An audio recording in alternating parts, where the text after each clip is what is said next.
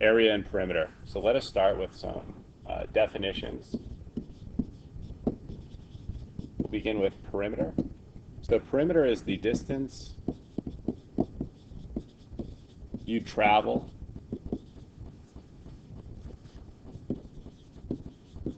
if you walked along the boundary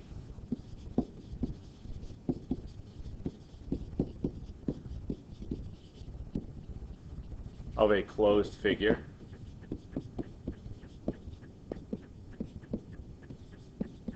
one time. So I have this star here, and if we start at some point, let's say we start here, as I walk along the boundary, if I sum the distances I travel for each side length during my journey, then that will reveal the perimeter of this figure. So once I get back to my starting location and I've added up all the distances of the sides that I've traveled, that will be the perimeter of the figure. As for area,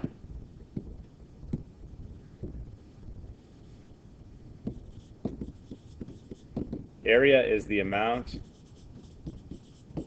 of unit squares. Now, unit squares are 1 by 1 in dimension, whatever unit of measure we are using. We can fit inside a closed figure.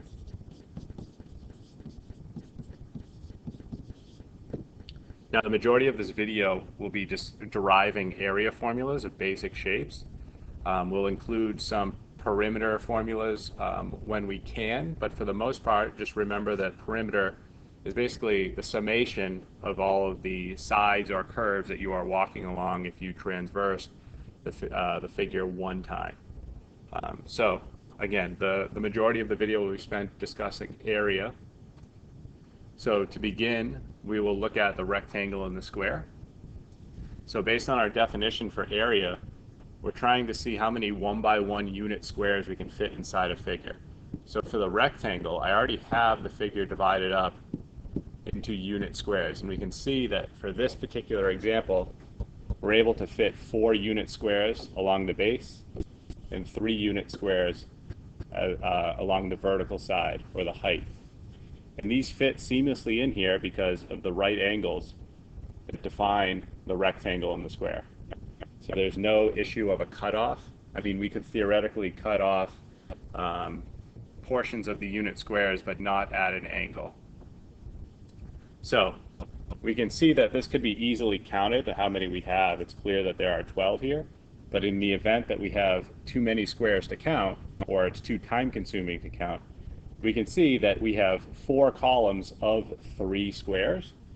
So the shortcut, as you are already probably aware, is we just multiply the length of the base times the length of the height. So the area for a rectangle will be base times height. Now, the square is just a rectangle with some special conditions. One of the main special conditions is that all 4 sides are equal. So we'll call one side S. If I know one side, I know all the sides. And therefore, the area is still the same formula because this is technically classified as a rectangle. We have S times S, or S squared. So you'll mostly see S squared for your area formula for a square. We only need one side. Now, quickly with perimeter, one of the defining features of rectangles is that opposite sides are congruent. So I only need to know 2 of the sides, the ones that are adjacent to each other, to reveal what the perimeter would be. In this case, perimeter we could define, if we want a formula, to be 2 times the base plus 2 times the height. Or we could just add up all the sides. And likewise with the square, opposite sides are congruent, but even more precisely, all sides are congruent. So we could just say 4 times S for our perimeter formula. Now we'll jump over to the triangle. So I have a rectangle here. And the reason I have that is because one of the one of the strategies I suggest to you in area problems is if you can cut things up, move things around, maybe add some things to a figure to reveal a rectangle. Because a rectangle is the quickest and easiest area formula that we deal with. So what we have here, if we want to reveal the area formula for a triangle, is if we just take this rectangle that we already know the area formula for, and we cut it in half, we can see that the triangle takes up exactly half of that area. So you would expect that the area formula for a triangle is equal to 1/2 base times height. Now, do we have to cut it diagonally? We could have cut it in a different way. Let's say I put one of the vertices of the triangle there. If I still cut it down the middle here, we can see that this triangle still takes up half of the rectangle. Because in this left portion, in this region here, we can see it's taking up half. Likewise, in this region, we can see that the triangle takes up half. So in total, the triangle that we drew is still half of the rectangle. So the area formula for a triangle is 1/2 base times height. And one thing we should note before we move on is how we define height. So height always runs perpendicular to the base from the highest point.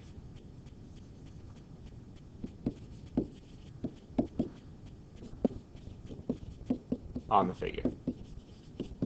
Now, what side is the base will either be dictated to you, or you can just choose what side you want the base to be. So some shapes you won't have a choice, others you do. When you do have the choice, I would suggest choosing the side that makes it easiest to calculate the height. Okay? So height always runs perpendicular to the base. So in our figure here, we can see that the height is this line that runs perpendicular. And if you're unsure of the definition of perpendicular lines, there are two lines that meet at 90-degree angles. So that red line I just drew in would run perpendicular to this base. Okay, if we also had a triangle that looked like the following.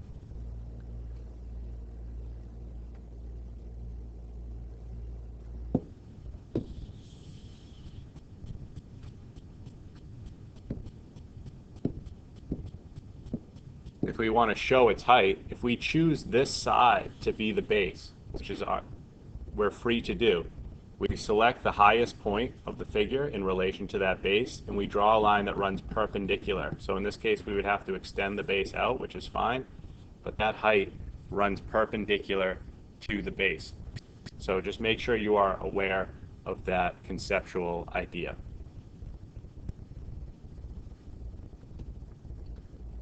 Now moving on to the parallelogram.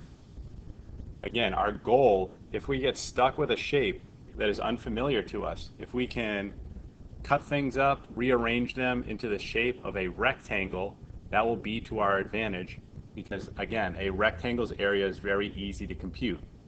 So if you're looking at this parallelogram, what can we do to this to rearrange pieces of this parallelogram into a rectangle? And perhaps you can already see, but one way is if I cut off this triangle and I move it over to here, then I will form a rectangle.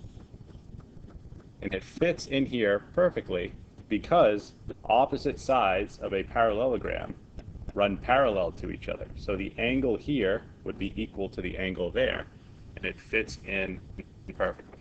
Okay, so now we can see that I did not take away any area from this parallelogram. I simply took a piece of it and moved it to the other side. So the area remained unchanged.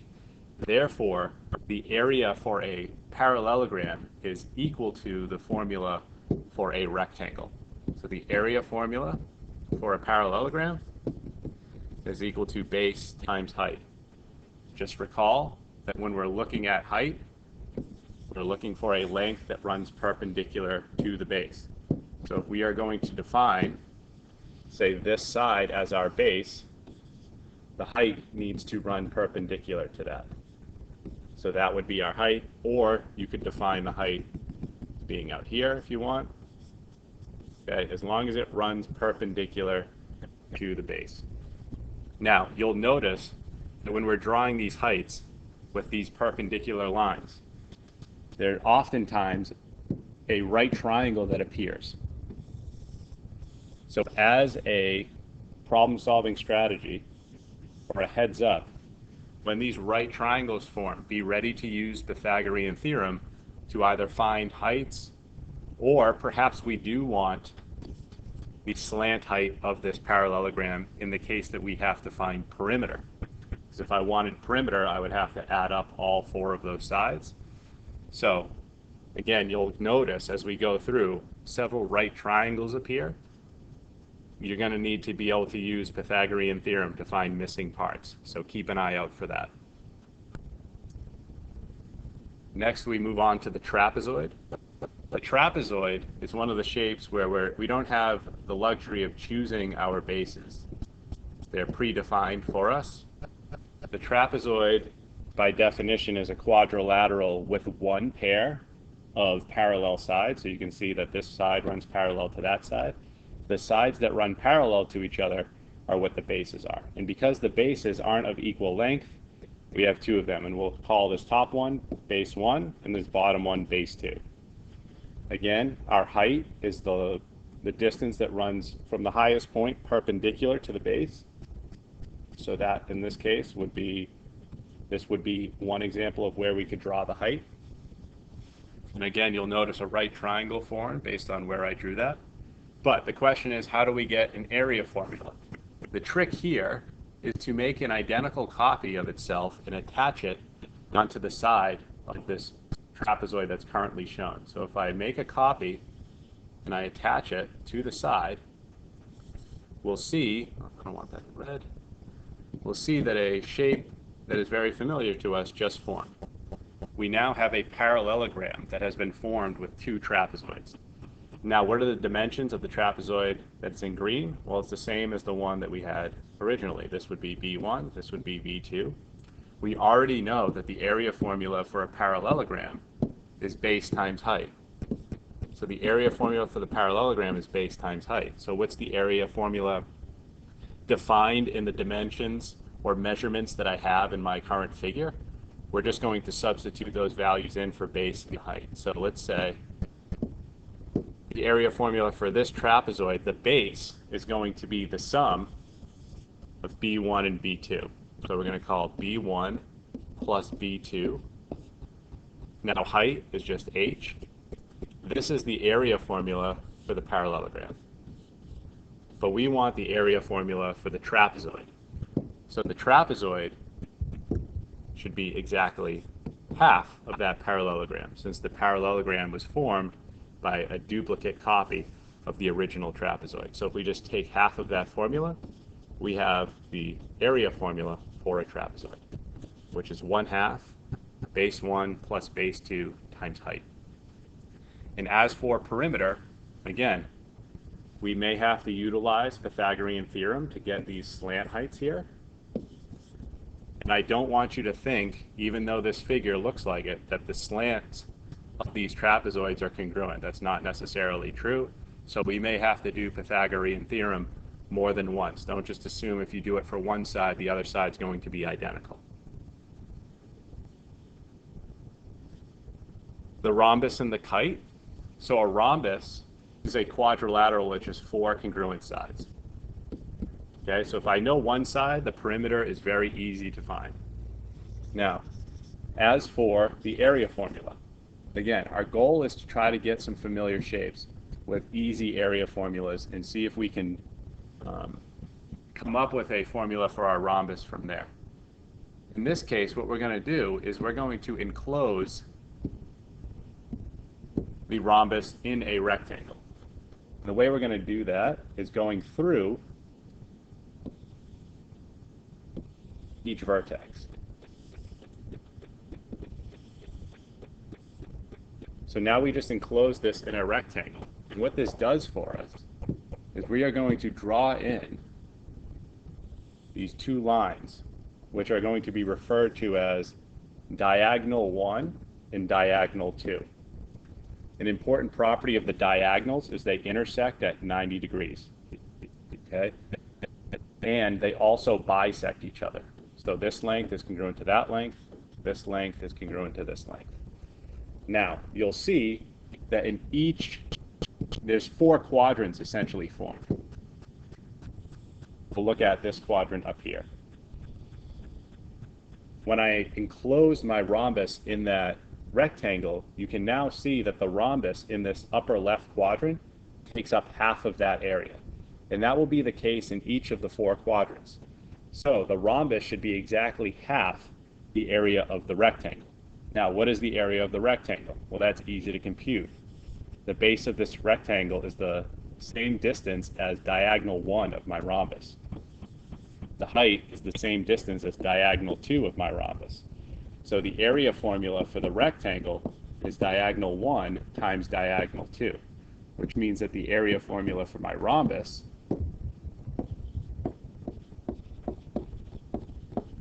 is equal to 1/2 diagonal 1 times diagonal 2. Now for the kite, it's the exact same formula for the exact same reason. If we draw our diagonals in for the kite, diagonal 1 and diagonal 2, if I enclose the kite in a rectangle, you can see 4 quadrants are formed. In each quadrant, the kite takes up exactly half of the area. So what is the area of our rectangle? Diagonal 2, diagonal 1.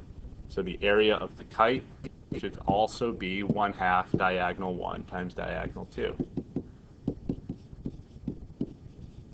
Now, what's the defining properties of the kite? This side is congruent to that side, and this side is congruent to that side. So we don't have 4 congruent sides, and that should be obvious based on the diagram. The diagonals still run perpendicular to each other in the kite, and the only one that gets bisected is the shorter one. So this length is congruent to that length.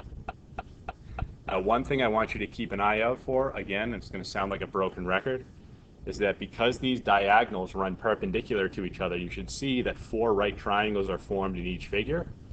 You're going to be using Pythagorean theorem often to find lengths of, say, the rhombus on the side, or maybe this side on the kite. Or maybe you have that and you have to figure out lengths of the diagonals because area is dependent on the diagonal length. You may be given a side length of the rhombus and maybe a piece of one diagonal. You're going to have to use that to find the lengths of, say, the other diagonal. So knowing that diagonals get bisected, if I only have one piece of the diagonal on this rhombus, well, then I know the full diagonal because it would be double that. And then, again, you can use Pythagorean theorem to maybe find this side. And because that gets bisected, you now know the full length. And from there, you could calculate the area. So using Pythagorean theorem often with rhombus and kite to figure out diagonal lengths, or even side lengths working in the opposite direction to determine perimeter. And our last shape is the circle. The circle is a figure where every point is equidistant from a center point. The distance from the center to all points is defined as the radius. Okay? All the way through the center connecting 2 points is a diameter, and therefore the diameter is twice the radius. For perimeter, because these aren't straight sides, we have this curved figure. Then we're going to use a special formula, which you are probably aware of, circumference, which is equal to 2 pi r, or it is equal to just the diameter times pi, since diameter is 2 times the radius. So circumference doubles as perimeter in the case of the circle. Now, as for area, the area formula for a circle is pi r squared. Now, we're going to look at why that is. There's two methods for deriving this area formula that I'm going to show, and both involve this method of exhaustion. If I divide this circle into multiple circles within that, and we cut the circle from the center point, so we cut along a radius and we unfold that circle into a, say, pyramid figure, as the number of circles that I use to cut up the original circle increases, the better this pyramid will be in filling out this triangle that I'm going to draw.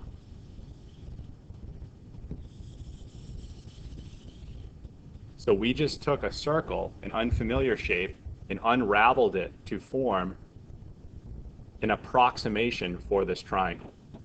And again, the more and more of these little rectangles that I have, so as the number of rectangles approaches infinity, the better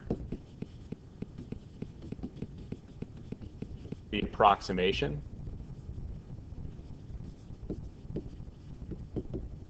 Okay, and the more it actually starts to fill out this triangle. Now, what's special about this triangle? Well, we can figure out the area of triangles pretty easily. The height of this triangle. So again, area formula for a triangle is 1/2 base times height. So we're going to redefine our base and height in terms of some properties of the circle, which in this case is just going to be the radius. So what's the base? We'll look at the base first, actually. So what is the base? Well, the base is going to end up being the length of the rectangle, or the biggest rectangle when I unravel the circle.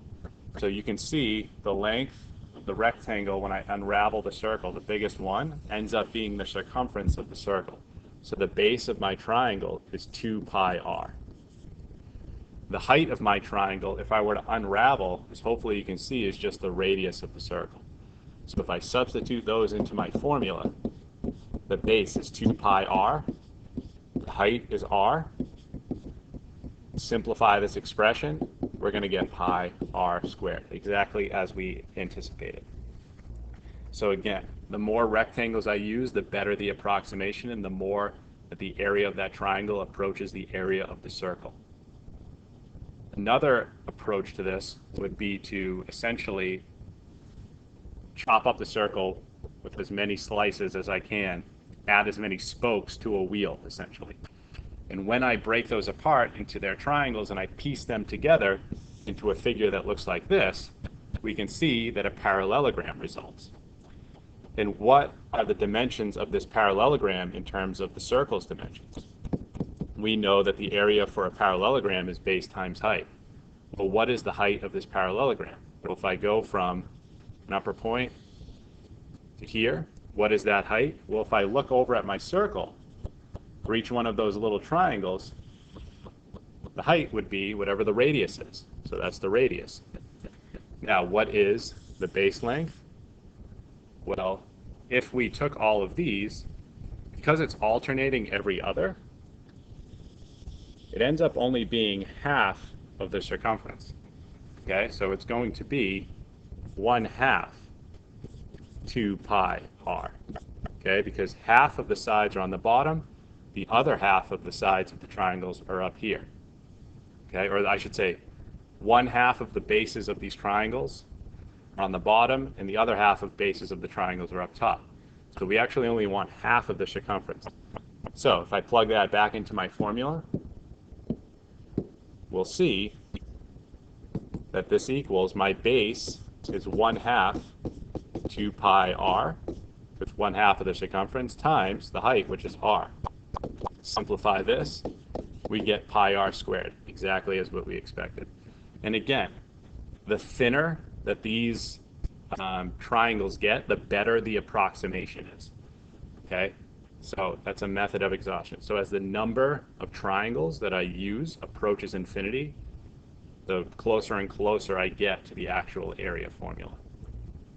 And that is derivation of area formulas for basic shapes and some tips for perimeter along the way.